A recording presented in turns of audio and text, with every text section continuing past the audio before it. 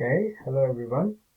So today we are discussing a new topic, torque.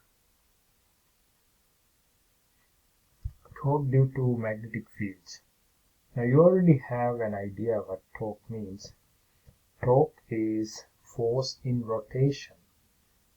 If an applied force, when you apply a force, and with this force, if you can make a rotation, instead of moving something in a linear manner, that means just pushing it in one direction. If this force can create a rotation, we say that, or if it can attempt to make a rotation, we say that we are creating a torque. The symbol for torque is this. It's the letter tau, Greek letter tau, and torque is given by torque equals force multiplied by distance, right? Force times distance. Force multiplied by the distance to the rotating point. So something like, let's say here we have a piece of wood, or like a, we talk about one example, try to tighten a tire, the lug nuts, using, what do you call it, the wheel wrench, whatever that thing is. So let's say this is where the nut is, and you are applying a force from this end. You want to rotate it, so it needs to be rotated this way, so the force has to be in some direction like this. Let's say we apply perpendicular, so here's the force, this is the distance to the rotating point, this is the rotating point, okay, this is the distance. And if the force is perpendicular, we can get the maximum outcome from it, right? If it is at an angle, you have to get the components. So the torque around this rotating point is given by force multiplied by perpendicular distance. This is in newtons, this is in meters, so the units of torque comes in Newton meters, or we call it joules, right? This is J, this is not J. Okay, so that's the idea of torque. Magnetic fields also can create torque. Means they can create rotations. In mechanical devices, when there's electricity, we can create rotations, and that is the fundamentals of electrical devices that rotate, means motors. Whenever it's a very useful, simple principle. What we need is some sort of a conducting wire, better a coil, multiple rounds of wires, put it in a magnetic field, arrange it certain way so that when there's electricity, the thing rotates. And it's a very controllable rotation, means you can put more electricity, you can rotate it faster. By changing the direction of the electricity, you can rotate it in the other direction. So there's so much control we can have over these things. So basically, let's talk about how to create these rotations and how to measure them. Okay, all right, so how do we create a force, a torque, using magnetic fields? Now you already know that, let's say we have a magnetic field. Let me draw it in the other way. Say the magnetic field is pointing in this direction. So here's the B field, and you place a conductor on this magnetic field. So let's say we place the conductor like this, right? And then connect the battery, the other end connects to the other side. So there's a current going up. Magnetic field is pointing to the left, current is pointing up. So there is a force in this conductor within the magnetic field from here to here. In this area there is a force. How do you find the force? You can calculate it. F equals BIL sine theta. So the force given by the magnetic field, the current, the length within the magnetic field, and the angle it makes with the magnetic field. If we place it perpendicular, it's going to be sine 90, which is 1, right? So we can calculate. How do you find the direction of the force? We use the right hand rule. So again, so we go back to those diagrams.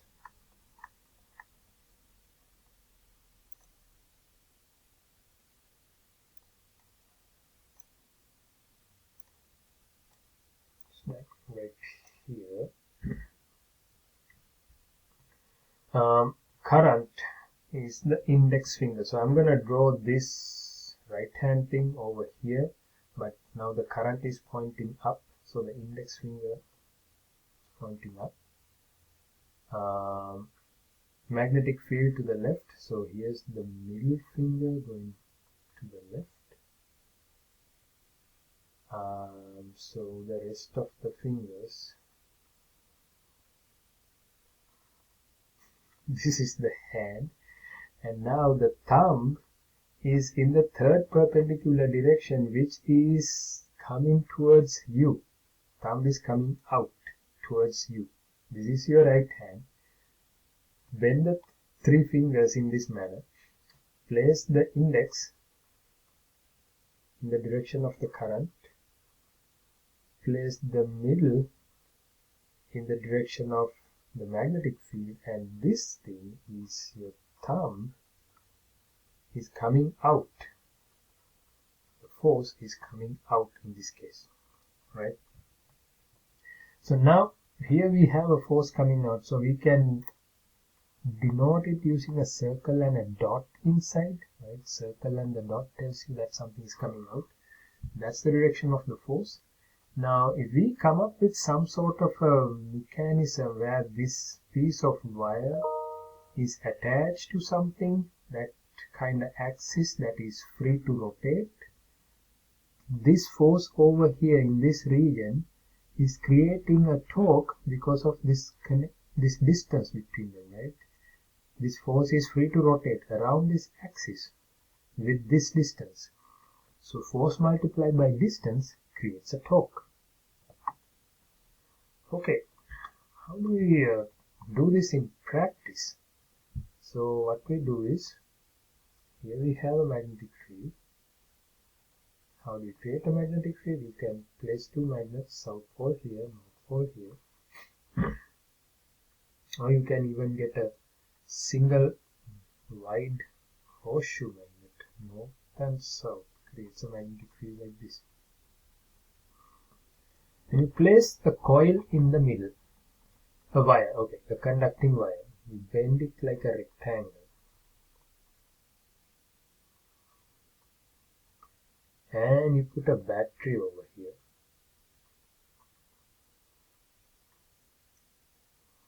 When you do that, there will be a current flow going up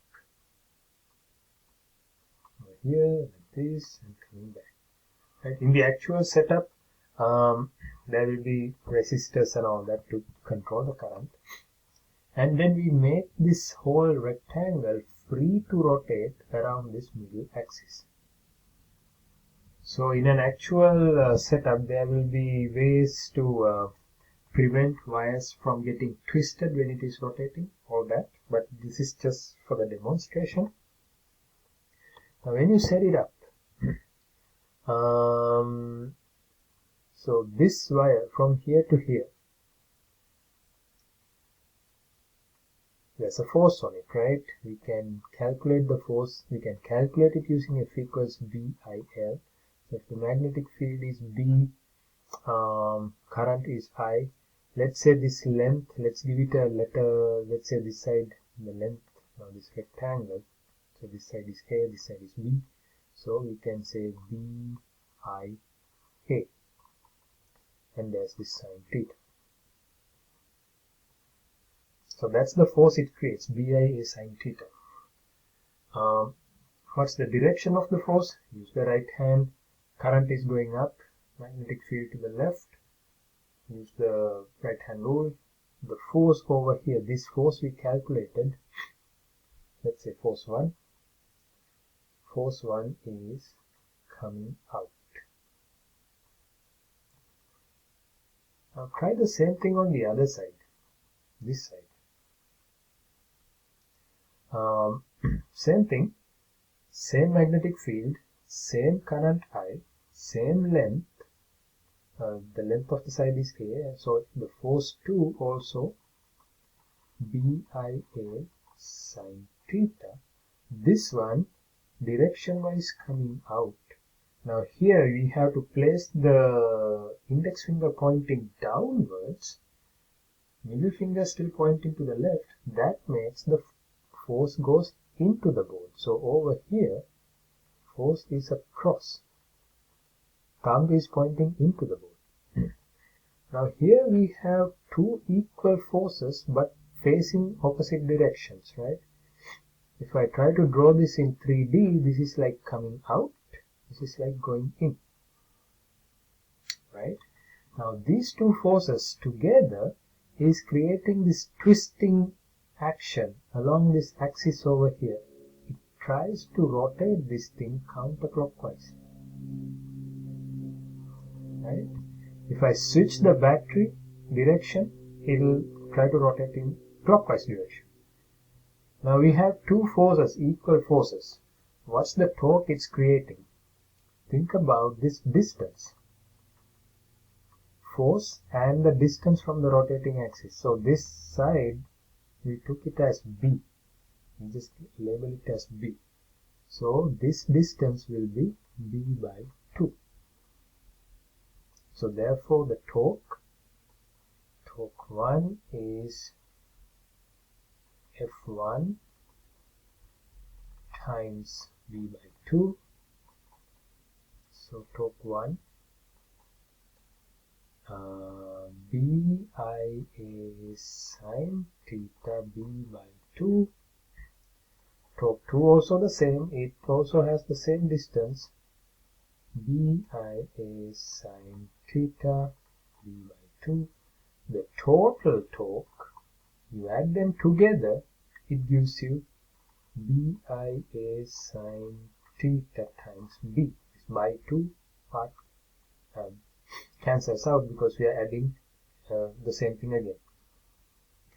This gives you, I'm going to bring this B to the front, BIAB sine theta. Now what is AB? This is a rectangle. A times B gives you the area of the rectangle, right? So BIA sine theta. So if you have a conducting loop in a magnetic field, the torque it creates, the loop has current in it, torque it creates is equals to the magnetic field times the current times the area times sine theta. So with this torque, this is going to start rotating. As it rotates, the angle sine theta changes. Angle changes, the torque changes. So it changes according to this sine theta, right? You know how sine theta works. If you plot theta versus time, it looks like a graph like this. Increases, decreases, increases in the opposite direction, comes back to 0, again increases. So it's a back and forth. So basically if you don't do any other modifications, and if you just supply current, this thing tries to rotate in one direction, slows down, try to rotate in the other direction, slows down. So it's trying to go back and forth. It's kind of useless. But there are very simple modifications we do to get a continuous single direction rotation, and that is the principle of motor. Okay. Alright, so let's go and check some more pages. Let me put this thing there.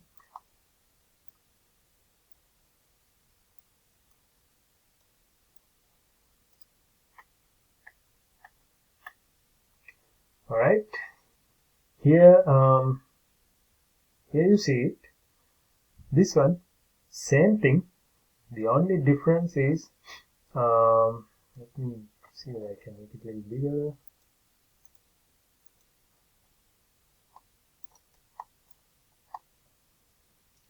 The only differences are, I have the magnetic field going to the left, they have the magnetic field going to the right. So therefore the force is kind of in the opposite directions, but still the two forces are against each other, so they make this twisting motion. So this conducting loop is arranged in some way that you can have continuous current flow without twisting the wires.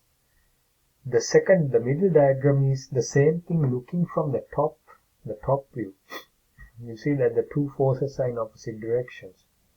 And also you see, as a result of the force, the coil or this loop starts to rotate, and the distance between the forces changes. That's why the torque changes.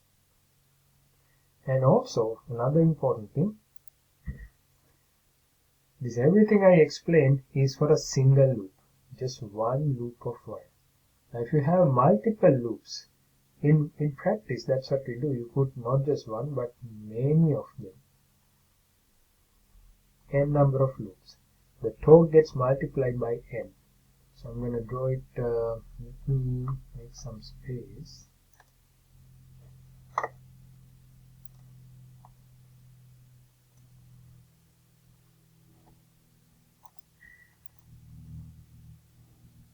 So for a single loop, torque is BIA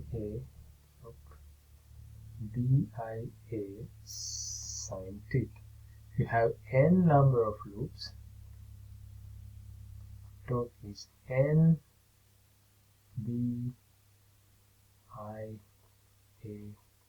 sine theta. So the more number of loops you have, more torque you can create. The more magnetic field you have, more torque. More area means bigger the coil, more torque. Bigger the current, more torque. But it changes with theta.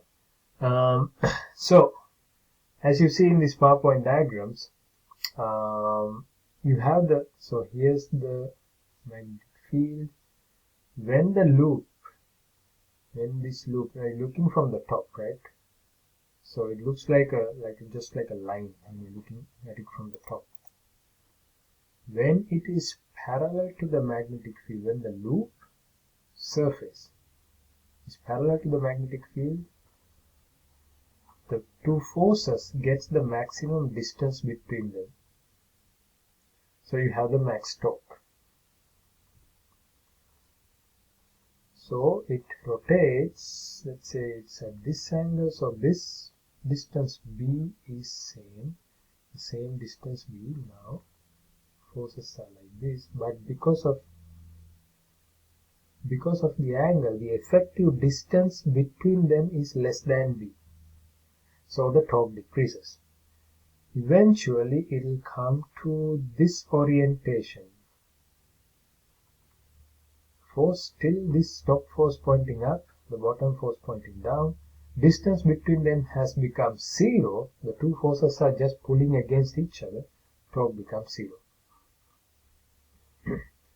So in actual motors, what they do is, instead of a single loop, now this is one loop, they put another loop in different planes. It's hard to draw that, but if you look at it from top, here's one set of coils, here's another set of coils, here's another set of coils, another set of coils, another set of coils. So what happens is, at any given moment there will be some, so this, they're going to tend pointing the other direction like this. Any given moment there will be enough forces with enough distance to create the continuous rotating motion. Okay, so that's how the electric motor works, and that's how we use the torque in order to create rotating devices. Alright, So let's work on see what's next.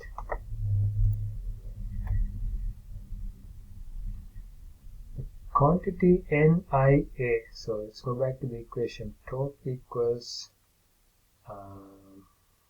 what?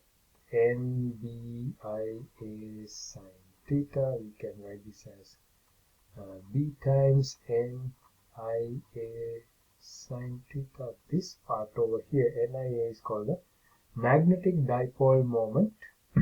It's a term we use commonly in physics and also in chemistry and also biology. Magnetic dipole moments of molecules. It's very useful to understand how they rotate, how they align inside a particular solution.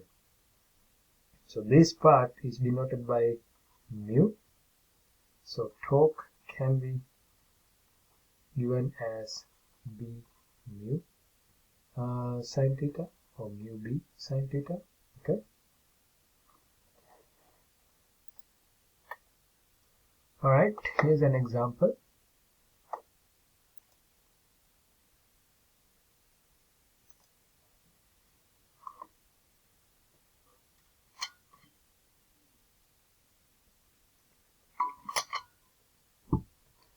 A circular coil of wire has a diameter of 20 centimeters and contains 10 loops. The current in each loop is 3 amps. Coil is placed in a 2 Tesla external magnetic field. Determine the maximum and minimum torque exerted on the coil. And one more thing I wanted to mention. Now we know that for this equation NBIA sine theta, we need to know the area. We found the area by multiplying the two sides of a rectangular coil.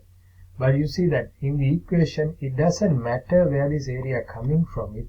All we need is the actual final number for the area. It could be a rectangle, it could be a square. Both sides are equal. It could be a triangle, it could be a circle. All we need is just the area, right? The actual physical dimension doesn't do much of a difference. So, go ahead and give it a try. See what the answer is. Has 10 loops. Magnetic field is 2. Current is 3. Area is, so it's a circle with the diameter of 20 centimeters. So D is 20 cm. Radius is 10 cm equals 0.1 meters. So area is pi r squared. Pi times 0.1 squared.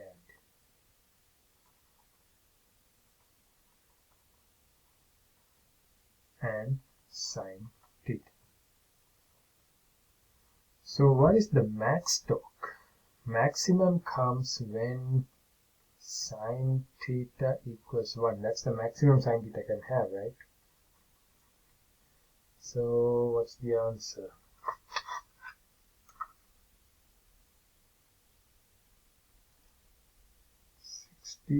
Times pi times 0.1 squared gives me 1.88.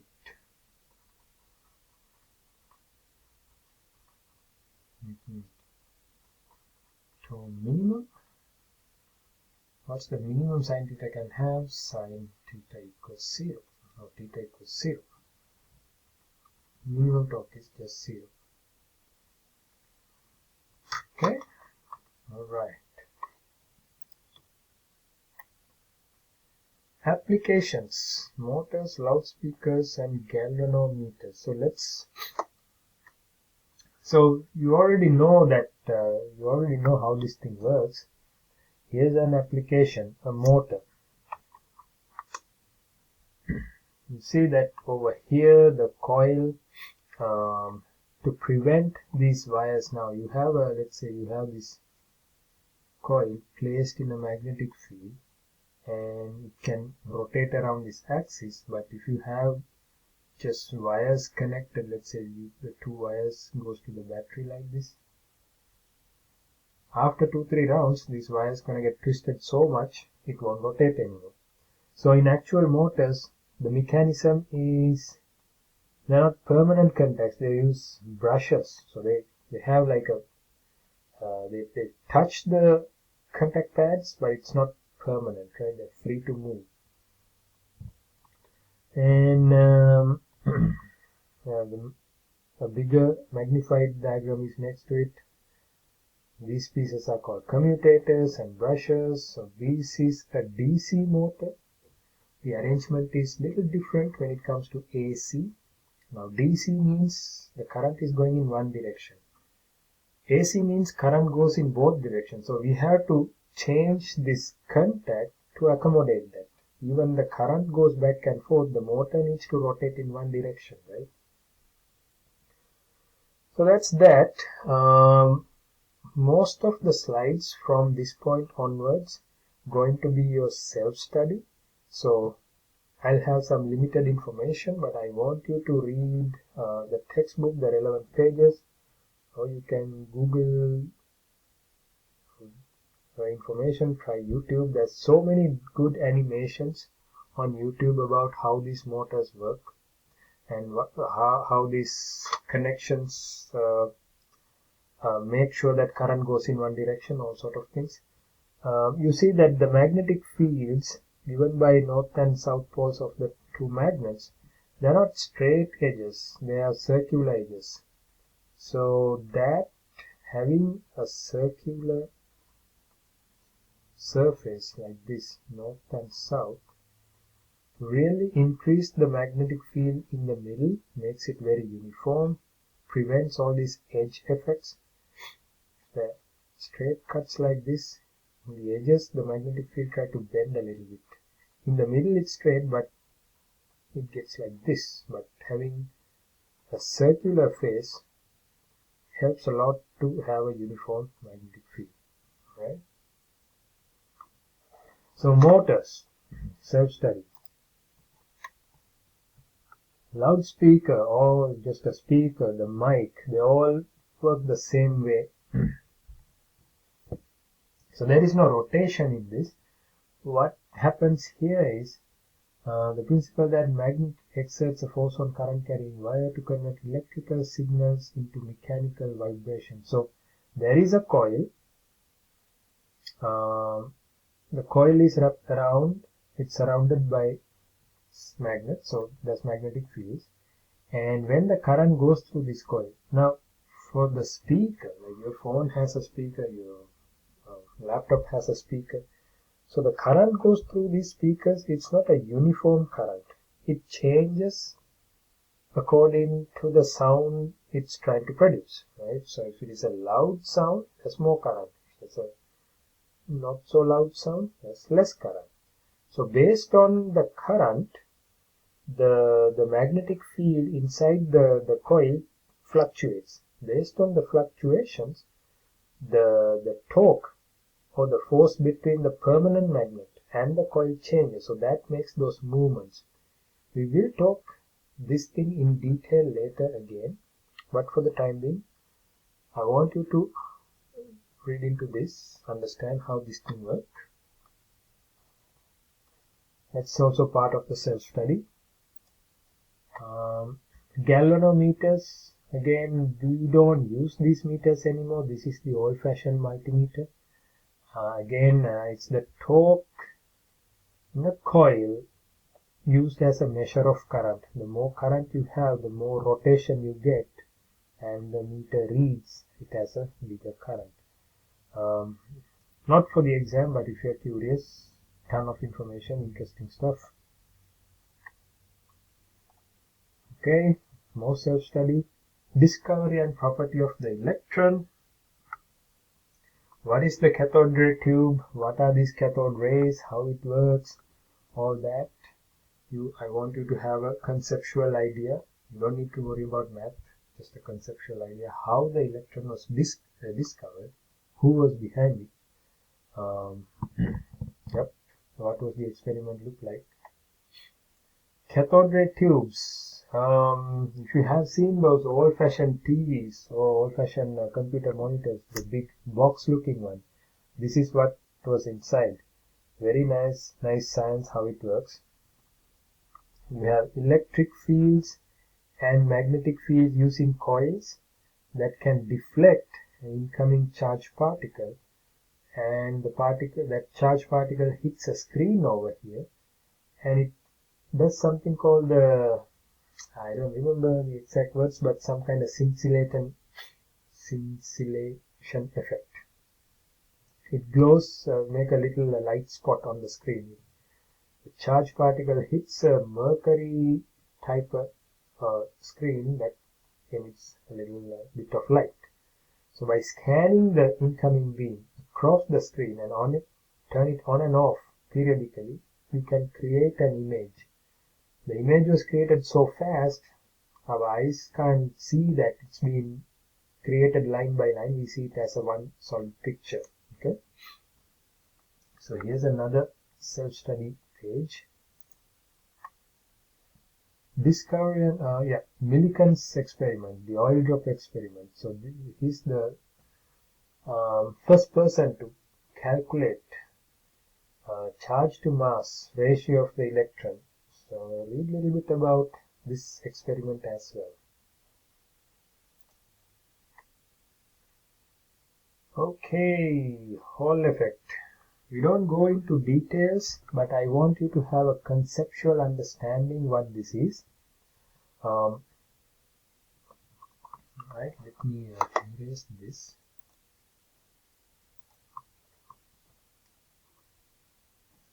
So what do we have here? We have a piece of conductor, and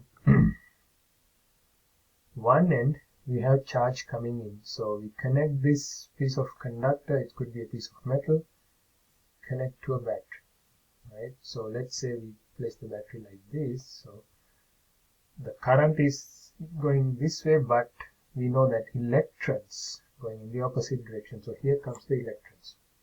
And then we put a magnetic field. We place this inside the magnetic field. So here we have a magnetic field. You know, the crosses means going into the board.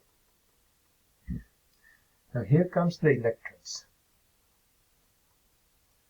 Now moving charges experience the force of QVB. So these electrons are feeling a force. What is the direction of that force? Use the right hand. Alright, before that let's look at the second diagram. I think it will be easy to understand that way. Second diagram. We work with protons first, and then we will talk about electrons. Let's say we have a battery that can move protons. It's highly unlikely that a battery can do that, but let's say opposite to the electrons, here we have protons moving, right? Positive charges. Now use the right hand, place the index finger current, middle finger, point into the board, middle finger goes into the board, this is the B field, and that makes the thumb pointing downwards. The force is downwards. So these incoming protons, while moving this way, they are feeling a downward force. So over the time, there will be a higher concentration of protons on the bottom surface of this conductor, and they will come out and get out also. But compared to the top surface, there will be more protons, higher concentration of protons because of this pushing force, this QVB force pushing them down. So in this conductor, after some time means this is like a fraction of a second, there will be more positive on the bottom than the top. So that will prevent further protons from coming down, right? The proton is trying to go down, but these protons on the bottom are going to push them back. So they will just end up going in a straight line. It's like the velocity selector kind of thing. this voltage, this electric field created by these original protons is called the Hall electric field. And you can measure it. If you have a voltmeter, you place the two probes, one over here and one on this side, you can measure the Hall voltage. If we know the physical properties, the thickness of the metal, the length of the metal, the number of protons coming in or the current that flows, and the Hall voltage, using all that, if you know all this, we can find what kind of magnetic field is this. So we can find the outside magnetic field. We can calculate the magnetic field. So this technique is used to calculate or identify magnetic fields. It's a very sensitive technique used to measure Earth's magnetic field. Geologists or Earth weather science kind of fields, they use this. Even in a medical field, to know the exact magnetic field inside an MRI machine, or if you're subjecting a patient into some kind of magnetic field. This is one method. Not just to find magnetic fields, but if you know the magnetic field, but if you don't know what the charge, this method can be used to find the charge flow. So that is an application to find the blood flow inside human body. So by subjecting a body part, let's say a finger or the hand, to an external magnetic field, using Hall effect, you can find the blood flow, because blood contains charge in them. Hemoglobin has some charge in them, right? So the technique is used in so many things, like measuring the oxygen concentration, flow rate, all sort of things. So it's a very nice application. We're not going into details, but I want you to read about this and have some idea. All right. Moving on. So again, don't worry about the math part. Not gonna discuss that, but if you're interested, give it a try. You can find the Hall voltage equation online and give it a try. Mass spectrometer. Okay, let's talk about mass spec. Okay, let's see whether we can do this in 2 minutes. So mass spectrometer measures the masses of atoms. If a charged particle is moving through a perpendicular electric and magnetic fields, there is a particular speed at which it will not be deflected, which then allows the measurement of its mass. Okay, so don't worry about the math part. Let's go to the next slide. Here's the basic schematics. Now we talk about the first part during that velocity selection discussion, right? So all atoms reaching the second magnetic field. So here's this the first magnetic field area, and then this is the second magnetic field. So here we have dots, means magnetic field is coming out. This is the area we are trying to bend these incoming particles into circles and make some measurements. So what's going on? Over here, letter S, that's the source. We produce, we have a mixture of, we have some mixture of different atoms, right? Let's say you have some sample. There's a lot of things inside. You want to know what is inside, like, you know, in those CSI movies, they put it in the mass spec and then you see a graph and it tells you there's oxygen, there's carbon, whatever it is.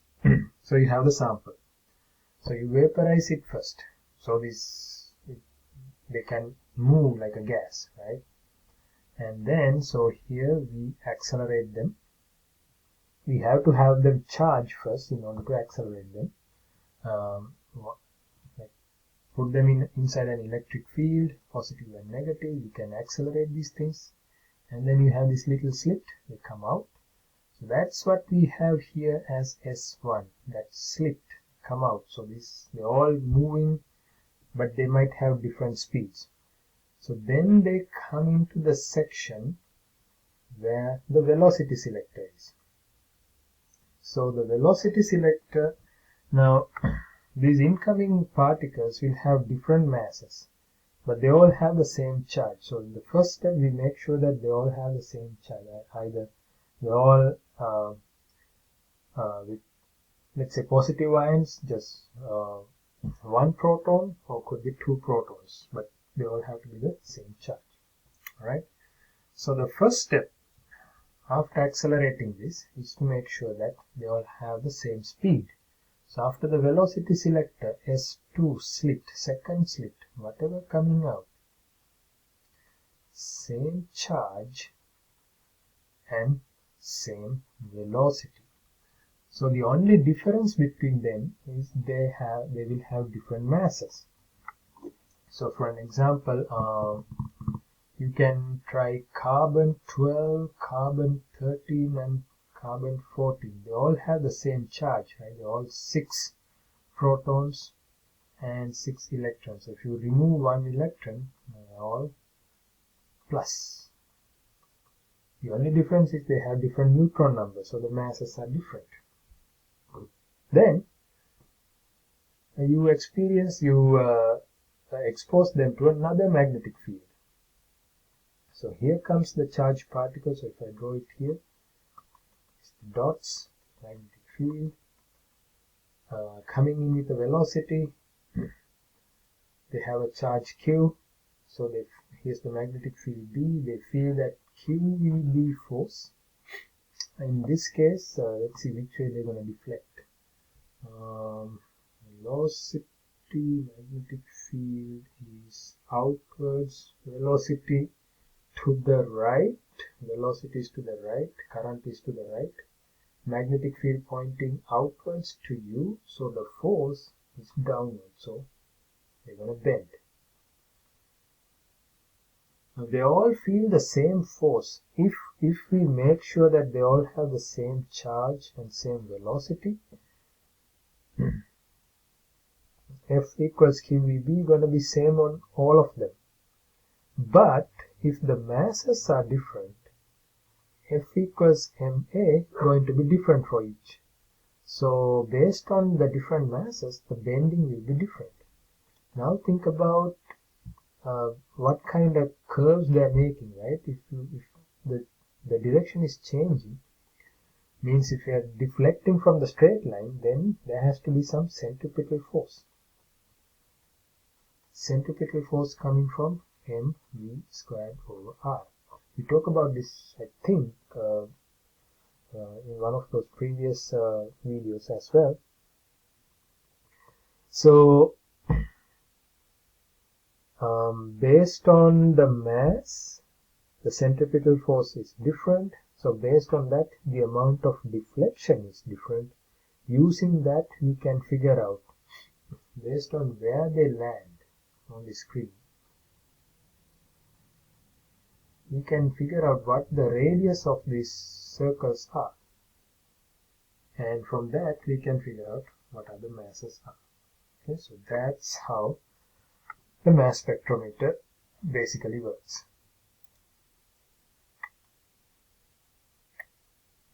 Okay, here's a problem. I will let you figure it out. 43 minutes, almost 44, 45. Give it a try, and we will discuss more examples in class. Alright, so quickly, the next 2 slides, a summary of things we discussed. F equals, this is BIL sine theta. Don't worry about the cross product. We just use BIL sine theta. F equals QVB. Don't have to worry too much about the rest. Okay. Right.